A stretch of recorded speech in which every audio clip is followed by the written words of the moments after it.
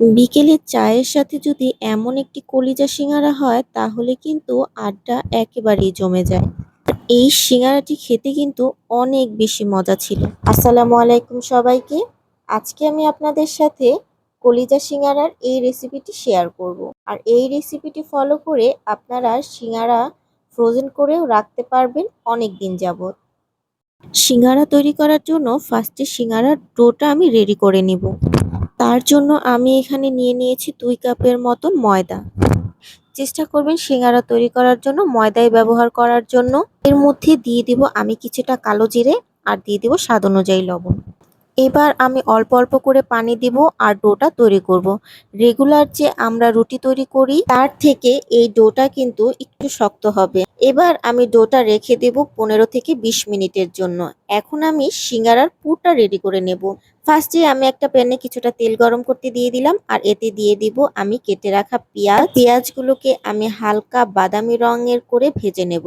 আর ভেজে নেওয়া হয়ে গেলে এতে আমি দিব 2 চামচের মতন আদা রসুন বাটা, 1 চামচের মতন শুকনো মরিচ আর 1 চামচের মতন হলুদের গুঁড়া।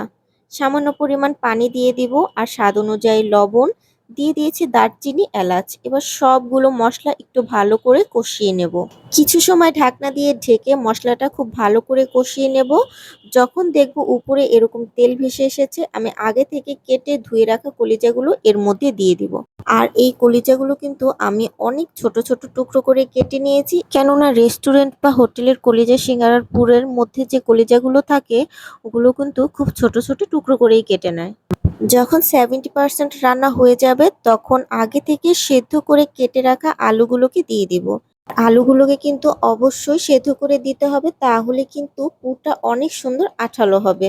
এবার আমি রান্না করব আরো কিছু সময়, যতক্ষণ না পর্যন্ত এর মধ্যে পানিটা একদম শুকিয়ে না আসবে।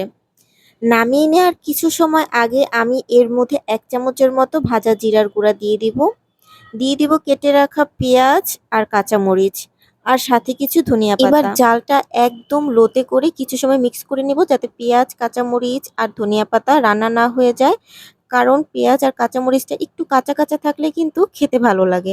এবার আমি পুরটা একটা বাটিতে ঢেলে একটা সাইডে রেখে দেব। এখানে আমার সিঙ্গারার ডোটা আমি কিছু সময় রেস্টে রেখে দেওয়ার কারণে অনেকটা সফট হয়ে গিয়েছে, কিন্তু অনেক বেশি না। রুটি এবং পরোটার যে ডো হয় তার থেকে কিছুটা শক্ত। আমি এগুলোকে ছোট ছোট টুকরো করে কেটে নেব। আর কেটে নেওয়া হয়ে গেলে সবগুলোকে বাটিতে রেখে অবশ্যই একটু ঢেকে রাখতে হবে, না হলে কিন্তু বাতাসে ড্রাই হয়ে যেতে পারে। এবার একটা লম্বা রুটির মতো করে বেলে নেব, আর অবশ্যই এটা একটু মোটা করে বেলতে হবে, কেননা সিঙ্গারা রুটিটা কিন্তু একটু মোটা করেই বেলতে হয়। এবার মাঝখান দিয়ে কেটে নেব, কেননা একটা রুটি দিয়ে কিন্তু দুটো সিঙ্গারা তৈরি করা হবে। যে আমি এই রুটিটার মাঝখানে ভাঁজ করে একটা কোণ অথবা পকেটের মতন তৈরি করে নিলাম। এবার এর মধ্যে পুর দিয়ে মাঝে প্রেস করে নিতে হবে, যাতে করে সিঙ্গারার পুরটা বেরিয়ে না আসে। এবার দুই সাইডে একটু পানি দিয়ে ভালো করে আটকে দিতে হবে, যাতে করে ভাজার সময় সিঙ্গারার ভাঁজটা খুলে না যায়। এভাবে আমি সবগুলো সিঙ্গারা আজকে তৈরি করে নেব। আমার সবগুলো সিঙ্গারা তৈরি হয়ে গিয়েছে। এভাবে চাইলে কিছু সিঙ্গারা ফ্রোজেন করেও রাখতে পারেন।